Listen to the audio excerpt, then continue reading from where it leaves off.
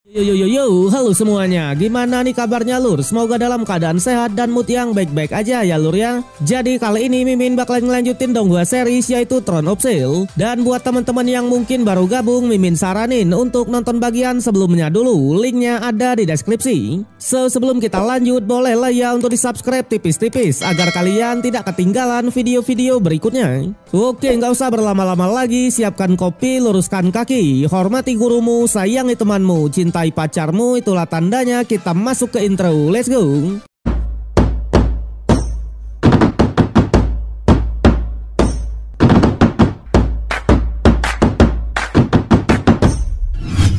Cerita berlanjut di mana setelah Hao Chen menolak untuk menjadi murid dari Necromancer kemarin, tanpa diduga ia malah dijebak oleh Necromancer dan disuruh melewati sebuah ujian labirin agar Hao Chen resmi menjadi penerus Eternal Melody. Alhasil mau tak mau Hao Chen pun mencoba melewati ujian tersebut. Sementara di depan Goa Raungan, para tim pemburu iblis juga akhirnya bertarung melawan para iblis jahatnya. Awalnya dengan mengandalkan kemampuan individunya masing-masing, mereka sudah bisa menyudutkan para iblis tersebut. Bahkan dengan sedikit kerjasama tipis-tipis, Chai-Er bisa mengeksekusi beberapa pasukan iblis menggunakan teknik satsetnya. Tentunya tak hanya Chai-Er saja, combo-wombo senior Han Yu dan Yuan Yuan juga berhasil mengeksekusi beberapa pasukan iblis. Tapi berbeda dengan senior Lee Sin, di mana ia malah dibuat tersudut dalam menghadapi iblis-iblisnya. Untungnya Yin-Er dan sang penyihir fuckboy yaitu Lin Xin langsung bergerak cepat dan membantu rekannya itu, di mana Maido langsung berubah menjadi iblis terbang dan berhasil memberikan perlawanan. Namun tanpa diduga, semakin banyak iblis yang mati, ternyata komandan dari iblis jahat ini malah menyerap kekuatan dari temannya sendiri. Di mana ini disebut sebagai teknik pengorbanan yang dapat meningkatkan kekuatan dari iblis itu sendiri. Alhasil si botak yang memang tak aware akan hal itu, ia pun harus terkena serangan telak, kan? Waduh. Sontak Hao Chen yang sedang menjalani ujian labirin langsung menyadari kalau teman-temannya dalam bahaya. Tentunya ia pun langsung berniat untuk menyelesaikan ujiannya secepat mungkin dan memberikan sebuah tanda di setiap belokan dari labirinnya. Tapi di sana ketika Hao Chen sedang asik menjelajahi labirin tersebut, tiba-tiba ia malah diteleport dan kembali lagi ke tempat ujian awal. Yang ternyata labirin ini memiliki batas waktu, di mana jika dalam 3 menit Hao Chen tak bisa menemukan jalan keluar, maka ia akan kembali lagi ke tempat awal ya lur ya. Alhasil Hao Chen yang baru menyadarinya, ia pun mencoba menjelajahi lagi tempat tersebut sembari memasang tandanya juga. Tak hanya itu, awalnya ia juga meminta agar Necromancer membiarkannya keluar dulu dan ia pasti akan kembali lagi. Sayangnya Necromancer tak merespon sama sekali, melainkan Hao Chen malah diserang oleh sekumpulan pasukan undead. Namun di sana ketika Hao Chen mencoba meladeninya, lagi-lagi 3 menit pun sudah berlalu dan ia harus kembali lagi ke tempat awal. Sontak Hao Chen yang melihatnya, ia pun benar-benar sangatlah kesal. Balik lagi ke pertarungan depan, di sana meskipun para iblisnya sudah dibuff, tapi para tim pemburu iblis masih bisa memberikan perlawanannya. Namun lagi-lagi melihat banyaknya pasukan yang mati, komandan iblisnya langsung menyerap temannya lagi. Bahkan untuk yang kali ini ia sudah berada di puncak tingkat ke-6. Alhasil Chai-Er yang tadinya mendominasi sekarang sudah mulai tersudut. Bahkan meskipun jumlah para iblisnya sudah berkurang, tapi Chai-Er sadar kalau peluang menang mereka malah semakin kecil. Sementara di pertarungan, penyihir Lin Xin masih belum menyerah dan langsung memberikan beberapa pil pemulihan kepada teman-temannya. Tapi sayangnya di saat itu jugalah komandan iblisnya lagi-lagi menyerap semua iblis yang mati dan meningkat ke tingkat 7 ya lur ya. Waduh. Alhasil para pasukan pemburu iblis yang melihatnya, mereka pun hanya bisa menghindari semua serangan itu. Balik lagi ke Hao Chen, di sana ketika menjelajahi labirinnya, ternyata ia tak hanya diserang oleh pasukan undead, melainkan juga ada beberapa jebakan. Alhasil mau tak mau Hao Chen pun tetap menerobos maju dengan memanfaatkan pertahanannya. Tapi sayangnya baru beberapa langkah waktunya pun sudah habis dan ia kembali lagi ke tempat awal. Di sanalah Hao Chen pun baru menyadari kalau batas waktunya adalah 3 menit. Jelas karena batas waktunya hanya sedikit, jadi ia pun yakin jika ia berada di jalur yang benar, maka ia pasti akan menemukan jalan keluar.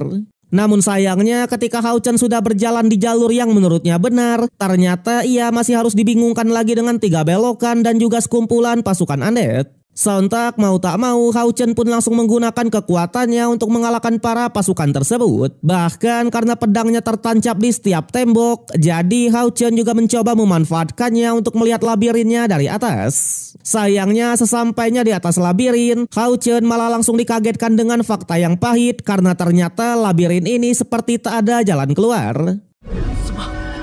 Selain itu, karena ia sudah menggunakan kekuatannya, Hao Chen juga dinyatakan sudah melanggar aturan dan dikirim lagi ke tempat awal. Balik lagi ke pertarungan, di sana penyihir Lucy yang melihat iblisnya sudah meningkat ke tingkat 7, ia langsung menggunakan kekuatan sihirnya untuk mengunci pergerakannya.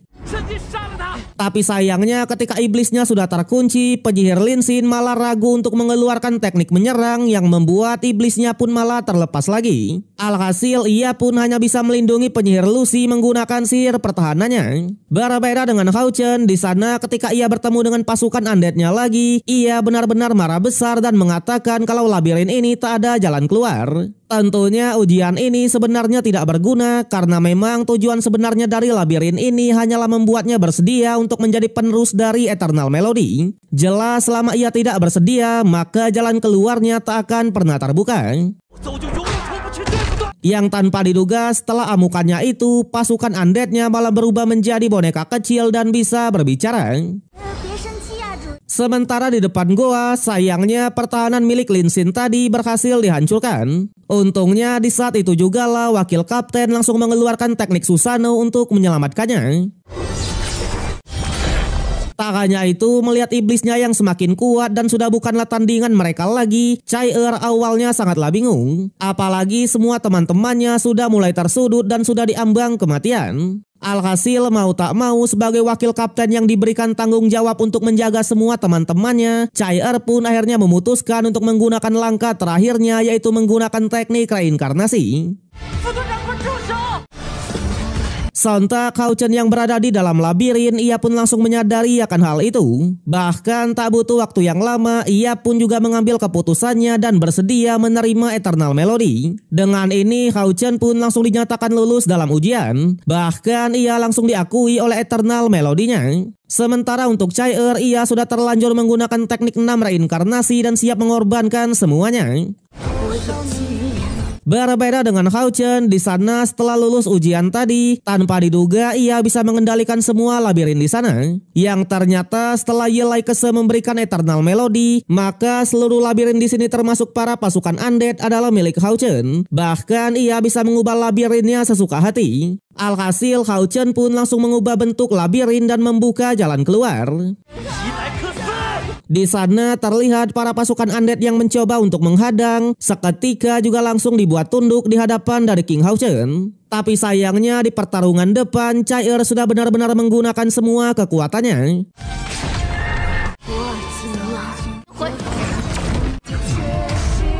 Di mana meskipun ia berhasil mengalahkan Komandan Iblis, namun Chai-Er langsung mengingat lagi masa-masa kelamnya dulu dan bahkan dibuat hilang fokus. Sontak para pasukan iblis yang melihatnya mencoba memanfaatkan situasi untuk membunuh Chai-Er. Untungnya di saat itu juga lah The King Baginda Maharaja Paduka Hao Chen pun akhirnya keluar dari labirin dan membantu ayangnya itu. Sontak semua yang melihatnya langsung full senyum dan mulai semangat lagi. Tapi meskipun begitu, tak bisa dipungkiri, Chai-Er langsung menerima efek yang parah setelah menggunakan teknik reinkarnasi. Jelas Hao Chen yang melihatnya langsung menghampirinya, di mana ia memakan sebuah pil dan langsung mencium ayang tercinta, ya kan? Waduh, King. Cerita berlanjut di mana setelah Chai-Er menggunakan teknik reinkarnasi kemarin, ia pun harus terkena serangan balik yang parah. Tapi untungnya Hao Chen berhasil keluar dari labirin dan join ke pertarungannya. Selain itu, ia juga langsung mengeluarkan pil pemulihan dan mencium ayang tercinta. Di sana di alam bawah sadarnya mereka seolah-olah bertemu dan Hao Chen lagi-lagi merasa bersalah karena memang atas keterlambatannya Chai harus menerima luka seperti ini. Yang pada akhirnya dengan kekuatan cinta Hao Chen pun berhasil meminimalisir lukanya Chai. Tapi sayang di tengah-tengah drama romantis tersebut, peperangan sejatinya belum berakhir. Bahkan iblis jahat langsung memanfaatkan situasi untuk menyerang Hao Chen. Untungnya This is King Baginda Hao Chen, di mana ia masih bisa menahan serangan itu. Bahkan ia menjanjikan kesakitan dari Chai ini pasti akan ia balaskan 1000 kali lipat kepada para iblis-iblisnya. Alhasil tak butuh waktu yang lama, Chai pun melemparkan tombak dari iblis itu sendiri dan mengeksekusi salah satunya. Sontak komandan iblis yang melihatnya, ia pun semakin marah dan lagi-lagi menyerap semua mayat dari rekannya. Bahkan untuk yang kali ini mereka langsung menyerbu Hao Chen. Namun jelas Hao Chen juga tak tinggal diam dan langsung memanggil Hao Yu. Tak hanya itu, dengan kebencian yang sangat mendalam, Hao Chen benar-benar marah besar dan langsung memasuki mode no mercy. Di mana sembari mengingat semua janjinya kepada Chai ia langsung menyerang tanpa ampun dan meratakan semua iblisnya sendirian. Bahkan komandan iblis yang melihatnya sampai dibuat kaget karena Hao Chen sudah tak terlihat sebagai manusia lagi, melainkan sudah layaknya iblis juga. Tentunya perubahan sikap dari Hao Chen itu juga membuat semua rekan-rekannya sangatlah kaget. Sementara untuk Hao Chen sendiri, sesuai janjinya tadi, ia akan membalaskan dendam Chai 1000 kali lipat. Di mana ia langsung menggunakan pedang naga bear-brandnya dan meledakkan semua iblis jahat yang ada. Alhasil semua teman-temannya lagi-lagi dibuat kaget. Tapi untungnya Hao Yu masih bisa menyadarkan Hao Chen dari semua kebenciannya. Yang pada akhirnya Hao Chen pun kembali tersadar normal dan langsung membawa ayangnya untuk beristirahat. Di sana dijelaskan setelah Hao Chen kembali ini, raungan benar-benar sudah hilang. Bahkan para iblis jahat kemungkinan tak akan datang ke sini lagi. Tapi meskipun peperangan ini dimenangkan oleh mereka, Chai sang wakil kapten harus menerima luka yang parah karena teknik reinkarnasinya. Selain itu, mereka juga tidak merayakan keberhasilan ini karena nyatanya meskipun berhasil menyelesaikan misi menjelajahi Goa Raungan, semuanya ternyata juga terluka parah dan tak bisa bergerak dulu dalam beberapa hari ke depan. Tapi untuk senior Lee Sin, ia malah langsung menghampiri penyihir Lin Xin dan bahkan menampolnya. Yang ternyata ia sedikit mempertanyakan kenapa penyihir Lin Xin tidak menggunakan sihir serangan di peperangan tadi. Bahkan di saat semua sedang berjuang, ia malah seperti melihat saja.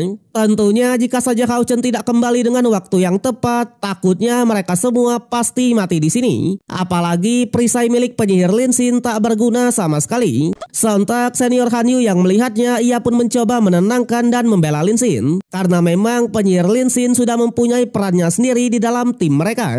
Apalagi jika bukan karena pil dari Lin Xin, mereka juga tak akan bisa bertahan. Tapi lagi-lagi assassin dari tim nomor 4, ia pun tak terima dengan alasan itu. Karena katanya tugas dari penyihir seharusnya memang menyerang. Apalagi di peperangan tadi ketua mereka sudah mencoba menahan iblis jahatnya. Namun Lin Xin tetap tak mau menggunakan sihir menyerang. Jelas ia pun benar-benar menyinggung Lin Xin dan menegaskan kalau doi tak layak bergabung dengan tim pemburu iblis, ya kan? Waduh. Sontak ketua Lucy pun akhirnya turun tangan dan sedikit kecewa karena memang sebagai penyihir api yang notabene sihir serangan, Lin Xin bahkan tak menguasai teknik serangan dasar.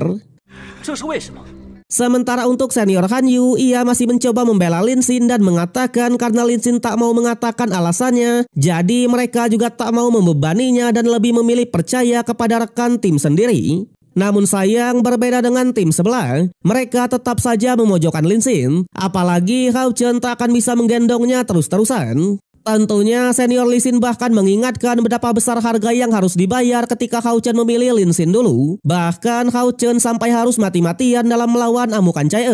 Tapi setelah dipilih, Lin Xin malah hanya menjadi beban dan seperti selalu berlindung di bawah punggung teman-temannya.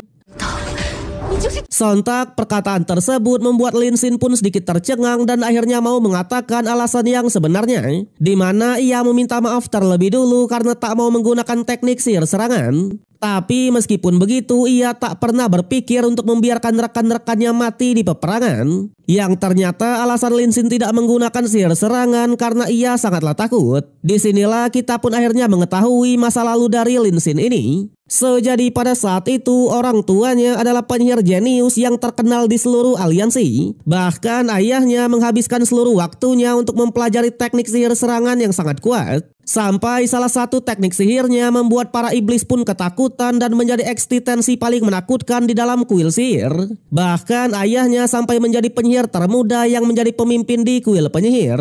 Alhasil karena hal itulah membuat ayahnya pun semakin berambisi dan ingin menciptakan teknik sihir serangan yang lebih tinggi. Tapi sayangnya sang ayah malah melakukan sebuah kesalahan, di mana saat ia sedang memadatkan elemen api, energinya malah terlalu besar dan tidak terkendali lagi. Bahkan energi itu sampai meledak. Dan yang menjadi permasalahannya di saat itu Lin Xin dan ibunya pergi ke ruangan milik ayahnya. Namun sayang ketika mereka baru membuka pintu langsung terjadi ledakan yang sangat besar. Bahkan sang ibu tak sempat melindungi dirinya sendiri dan hanya bisa membentuk formasi teleportasi untuk menyelamatkan Lin Xin. Dengan ini kedua orang tua Lin Xin pun harus dinyatakan meninggoy di dalam kobaran api yang besar. Sejak saat itulah Lin Xin benar-benar sangat membenci teknik sihir serangan. Apalagi ia juga sangatlah takut kalau tragedi orang tuanya akan terulang lagi. Jadi oleh sebab itulah ia pun memutuskan untuk tidak menggunakan sihir serangan. Namun meskipun begitu ia akan menggunakan semuanya untuk berkontribusi dalam timnya. Bahkan jika perisainya tak mampu untuk menahan serangan musuh, maka ia siap menjadikan tubuhnya sendiri untuk melindungi rekan-rekannya. Widih. Alhasil jawaban tersebut membuat semua pun langsung terdiam termasuk senior Lin Xin. Bahkan ketua Lucy juga sudah tak mau mempermasalahkannya lagi. Sedangkan di sisi lain Hao Chen masih mencoba keras untuk menyembuhkan Chai Er. Sampai tanpa diduga kalung Eternal Melodinya malah memunculkan cahaya dan mencoba menyembuhkan Chai Er. Sontak Hao Chen pun akhirnya sadar kalau menara Eternal lah yang melakukan ini. Karena memang di menara tersebut sangat banyak energi kematian yang sangat murni. Jelas karena Chai Er juga merupakan elemen kematian, jadi sekumpulan energi ini adalah obat terbaik untuk menyembuhkan Chai Er. Dan benar saja tak butuh waktu yang lama Chai Er pun akhirnya bisa tersadar lagi. Namun tak bisa dipungkiri karena teknik reinkarnasi yang ia keluarkan kemarin, Chai Er tetap harus kehilangan 3 inderanya yaitu indera penglihatan, pendengaran, dan cita rasa. Sontak Hao Chen yang mendengarnya lagi-lagi merasa bersalah karena tak bisa melindunginya. Sampai-sampai Chai Er harus menderita seperti ini. Tapi jelas Chai Er tak menyalahkan Hao Chen sama sekali dan mengatakan kalau ia tak perlu mengkhawatirkannya. Karena katanya untuk yang kali ini ia merasa seperti cepat pulih. Bahkan rasa sakit akibat serangan baliknya jauh lebih ringan daripada sebelumnya. Sontak Hao Chen pun lagi-lagi cukuplah kaget dan beranggapan kalau energi dari menara Eternal bisa mempercepat pemulihan dari Chai Er. Yang pada akhirnya Hao Chen pun hanya mengatakan mulai sekarang ia akan menjadi mata, telinga, dan mulut dari ayangnya. Tentunya untuk kedepannya ia tak akan membuat Chai Er mendapatkan bahaya lagi karena memang mereka akan segera pulang. Tapi di sana meskipun Chai Er sudah tersadar, Hao Chen pun sadar kalau mereka tetap sangatlah sulit untuk pulang ke aliansi. Sampai ia pun menghampiri teman-temannya lagi. Sontak ketua Lucy yang melihatnya, ia pun langsung mengatakan kalau situasi saat ini sangatlah sulit. Di mana selain kondisi mereka yang belum pulih total, untuk pulang ke aliansi mereka juga membutuhkan waktu 7-8 hari yang notabene sangat bahaya. Namun ternyata Hao Chen sudah memiliki sebuah rencana dan sudah memikirkan cara tercepat agar mereka bisa kembali. Jadi setelah melihat peta yang diberikan oleh Presiden Yu kemarin, ia sadar kalau posisi Presiden Yu sangatlah dekat dengan mereka. Oleh sebab itulah ia akan pergi ke sana sendirian dulu dan membiarkan senior Yu lah yang akan mengawal mereka sampai pulang. Awalnya senior Han Yu yang mendengarnya masih meragukan strategi itu karena memang ia tak mempercayai Presiden Yu. Tapi jelas Hao Chen menegaskan kalau Presiden Yu sudah ditekan oleh Chai Er, jadi ia tak akan bisa apa-apa.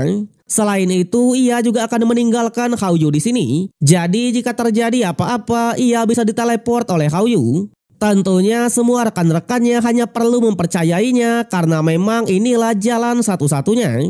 Yang pada akhirnya mereka pun memutuskan untuk berangkat besok dan sekarang istirahatlah terlebih dulu.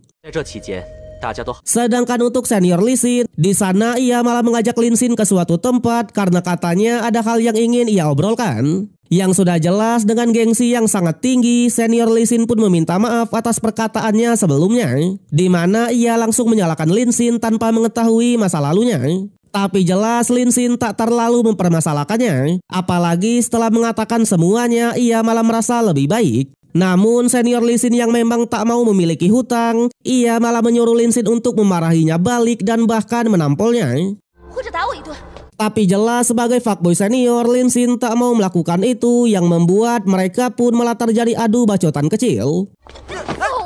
Yang pada akhirnya secara tidak sengaja mereka pun malah terjatuh dan langsung berciuman, ya kan? Waduh. Alhasil senior Lee Sin pun benar-benar sangatlah marah dan kembali menampol Lin Xin.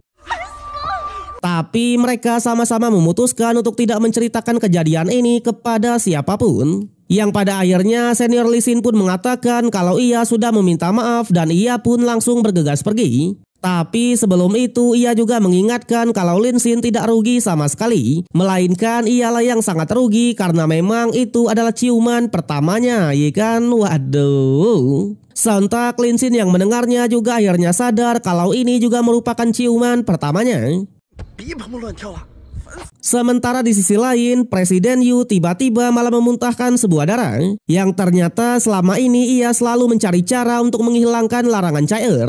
Tapi sayangnya semua cara yang ia gunakan tak ada yang berhasil sama sekali. Tentunya ia pun benar-benar sangatlah kesal karena katanya Hao Chen adalah orang pertama yang sudah mempermalukannya. Jelas ia pun mengingatkan agar Hao Chen tidak jatuh ke tangannya. Jika tidak, ia pasti akan membuat hidupnya jauh lebih buruk daripada kematian. Ya lur ya, waduh. Cerita berlanjut di mana setelah pertarungan sengit melawan iblis jahat kemarin, Hao Chen pun memutuskan untuk menemui Presiden Yu dan berniat meminta bala bantuan untuk mengantarkan mereka pulang. Di sana di perjalanan, Hao Chen pun menyadari dalam menjalankan misi di Gawar Raungan ini benar-benar di luar ekspektasinya. Di mana di awal perjalanan aja mereka sudah diserang, rekan timnya yang terluka parah dan Chai harus kehilangan 3 inderanya. Tapi untungnya mereka tetap berhasil membunuh para iblisnya dan tak ada korban jiwa sama sekali.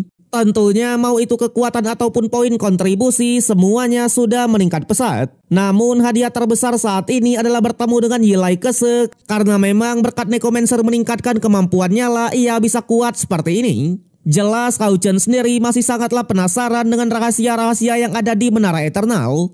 Tapi jelas sebelum kembali ke sana lagi, ia ingin membawa pulang teman-temannya dulu. Sampai singkat cerita, tibalah ia di suatu tempat yang katanya adalah pintu masuk ke tempatnya Presiden Yu.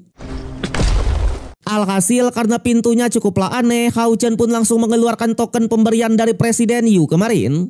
Yang tanpa diduga, 2 patung di sana pun malah merespon dan Hao Chen malah langsung diteleport ke suatu tempat.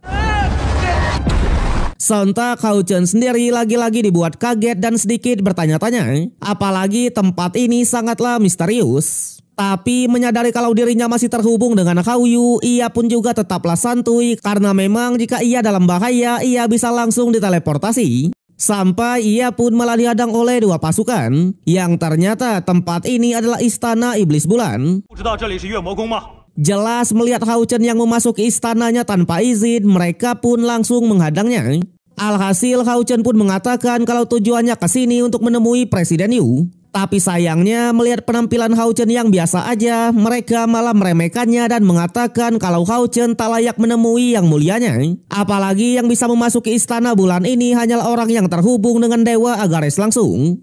Sontak Hao Chen pun lagi-lagi dibuat kaget karena memang Presiden Yu ini adalah anak dari Dewa Bulan Agares. Tapi karena ini sangatlah penting, Hao Chen tetap meminta untuk masuk ke dalam. Bahkan ia sampai mengeluarkan token pemberian kemarin. Namun sayangnya 2 pasukan yang tak tahu apa-apa tentang token tersebut, mereka tetap saja menolak. Bahkan kali ini mereka mengancam akan membunuh Hao Chen, ya kan? Waduh.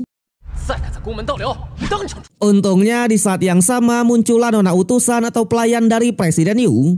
Yang tanpa diduga bukannya membela pasukannya, setelah melihat token milik Hao Chen tadi, ia malah langsung membela Hao Chen. Selain itu, ia juga menjelaskan kalau token ini adalah tokennya Viscount. Sontak para pasukan yang baru mengetahuinya benar-benar sangatlah panik. Terlebih lagi nona utusan juga bilang kalau di token tersebut memiliki lambang unik dari Yang Mulianya, yang menandakan kalau Hao Chen selaku pemiliknya sudah diberikan izin untuk memasuki istananya sesukanya.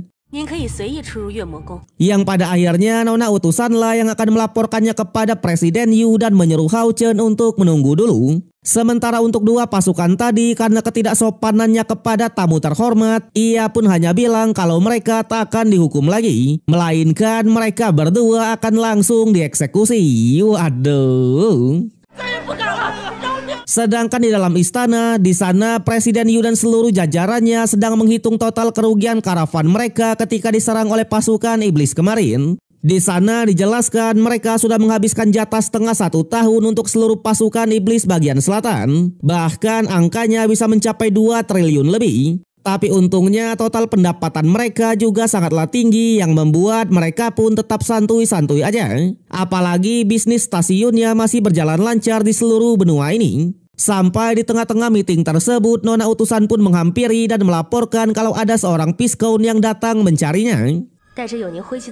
Sontak Presiden Yu yang mendengarnya langsung menyadari kalau itu adalah Hao Chen. Bahkan ia langsung menyuruh nona utusan untuk membawanya ke alam rahasia bulan bunga. Jelas nona utusan sendiri benar-benar sangatlah kaget karena memang alam rahasia itu adalah tempat mandinya Presiden Yu. Tapi karena ini adalah perintah, mau tak mau nona utusan pun mengiyakannya. Di sana dengan senyum tipisnya, Presiden Yu pun hanya mengatakan kalau Hao Chen malah memasuki jebakannya sendiri. Kemudian Hao Chen pun langsung dibawa ke alam rahasianya. Tentunya di tempat tersebut tak ada satupun laki-laki, melainkan diisi oleh banyak perempuan cantik. Tentunya melihat kegantengan dari Hao Chen, mereka pun malah beranggapan kalau Hao Chen adalah calonnya Presiden Yu. Bahkan mereka pun akhirnya mengerti kenapa Presiden Yu menolak Yang Mulia Ahbao sebelumnya. Waduh. Sampai Hao Chen pun disuruh masuk ke dalam atau ruangan pribadi milik Presiden Yu. Yang sudah jelas ketika Hao Chen masuk ke sana, ia pun langsung dikagetkan dengan keindahan tempat tersebut. Selain itu, ia juga dikagetkan dengan keindahan Presiden Yu yang hanya memakai kostum renangnya, ya kan? Waduh. Tapi meskipun begitu, Hao Chen juga tak menyangka kalau Presiden Yu ini ternyata memiliki status yang sangat tinggi sampai-sampai dipanggil Yang Mulia. Namun Presiden Yu yang mendengarnya hanya mengatakan karena mereka kenalnya sebagai presiden di kamar dagang, jadi jangan anggap ia sebagai putrinya Dewa Bulan. Tak hanya itu, satu-satunya alasan kenapa Presiden Yu membawa Hao Chen ke sini karena ia berniat untuk menggodanya. Tapi jelas Hao Chen tak tergoda sama sekali dan langsung to the point kalau tujuannya ke sini ingin meminta bala bantuan agar mereka mau mengantarkannya pulang. Namun sayang, Presiden Yu menyuruhnya untuk bersantai dulu sembari menunggunya mandi tipis-tipis. Alhasil Hao Chen pun lagi-lagi dibuat kaget melihat keindahan tempat tersebut yang merupakan pusat dari istana iblis bulan. Bahkan jika diteliti lagi, mungkin ia bisa memahami detail dari tempatnya. Sampai Presiden Yu pun akhirnya selesai melakukan renangnya dan bergegas menghampiri Hao Chen. Di sana ia lagi-lagi mencoba menggodanya dan menawarkan agar Hao Chen tinggal di sini saja daripada bersama Chai yang sangat kejam. Bahkan ia menjanjikan kalau ia siap memberikannya banyak uang, kekuatan dan lain-lain. Waduh. Untungnya King Hao Chen adalah tipe yang setia dan tak tergoda dengan tawaran tersebut. Bahkan ia pun sedikit mengancam agar Presiden Yu tidak membicarakan ayangnya lagi. Sedangkan untuk Presiden Yu di sana ia pun hanya bilang kalau sebenarnya ia tak percaya akan cinta. Yang tanpa diduga Hao Chen malah to the point lagi dan mengatakan kalau iblis memang tak percaya akan hal itu. Melainkan iblis hanya tahu cara membunuh dan cara menghancurkan. Alhasil perkataan tersebut membuat Presiden Yu pun sedikit tersinggung karena memang di mata Hao Chen semua iblis malah pantas mati. Yang pada akhirnya ia pun menunjukkan kepada Hao Chen selain manusia dan iblis, di dunia ini ada satu makhluk lagi yang sulit diterima seperti dirinya ini. Yang sudah jelas Presiden Yu pun menunjukkan darahnya yang menandakan kalau ia bukanlah seorang iblis. Yang ternyata Presiden Yu ini adalah manusia hybrid, ya kan? Dimana ibunya adalah manusia biasa sedangkan ayahnya adalah dewa iblis. Tentunya posisi sepertinya inilah yang sangatlah menyedihkan karena memang di dunia manusia ia tidak diterima. Sedangkan di dunia para iblis ia juga tidaklah diterima. Awalnya Hao Chen yang mendengarnya langsung menegaskan kalau Presiden Yu adalah anaknya Dewa Bulan. Jelas ia pasti mendapatkan banyak privilege. Tapi nyatanya Presiden Yu bilang identitasnya sebagai anak Dewa Bulan ini hanya membahayakannya dan seperti akan selalu dibunuh oleh ras iblis yang lain, di mana mereka selalu mengatakan kalau ia adalah anak yang kotor dan tak layak menjadi anggota iblis bulan. Selain itu, karena ia adalah manusia hybrid, jadi sekeras apapun ia berusaha, ia tak pernah menjadi pewaris dari ayahnya. Bahkan ia tak memenuhi syarat karena memang darahnya tercampur dengan darah manusia. Sontak Hao Chen yang mendengar semuanya langsung menanyakan sebenarnya apa yang diinginkan oleh Presiden Yu. Yang ternyata Presiden Yu hanya ingin menjadi kuat untuk merubah nasibnya ini. Tentunya ia siap melakukan apapun termasuk bekerja sama jangka panjang dengan Hao Chen. Jelas ia pun langsung mengatakan kalau ia siap membantu Hao Chen kapan saja.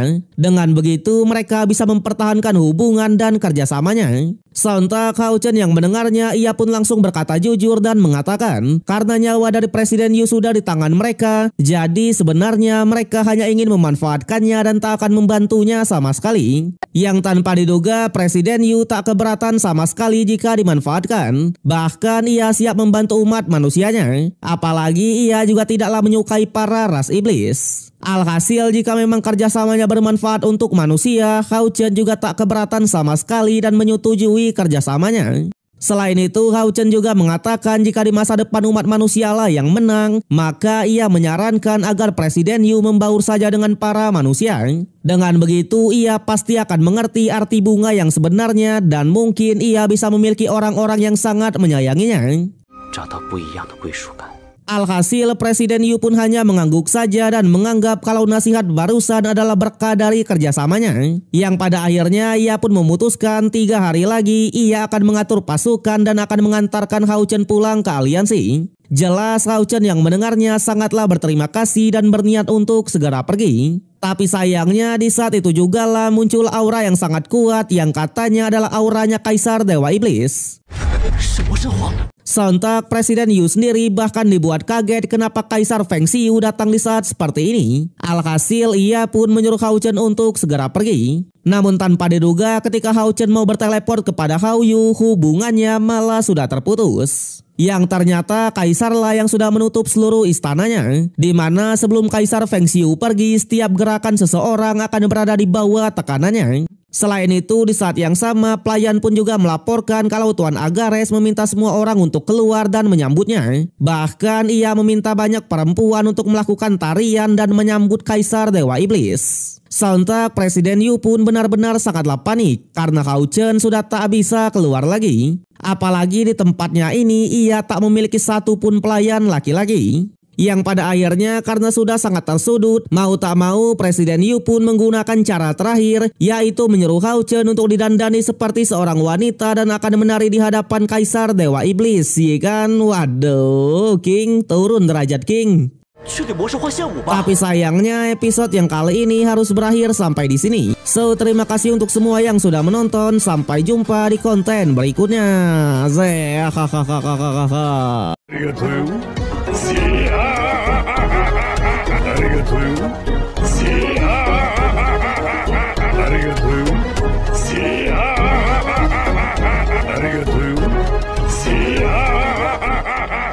Arigatou.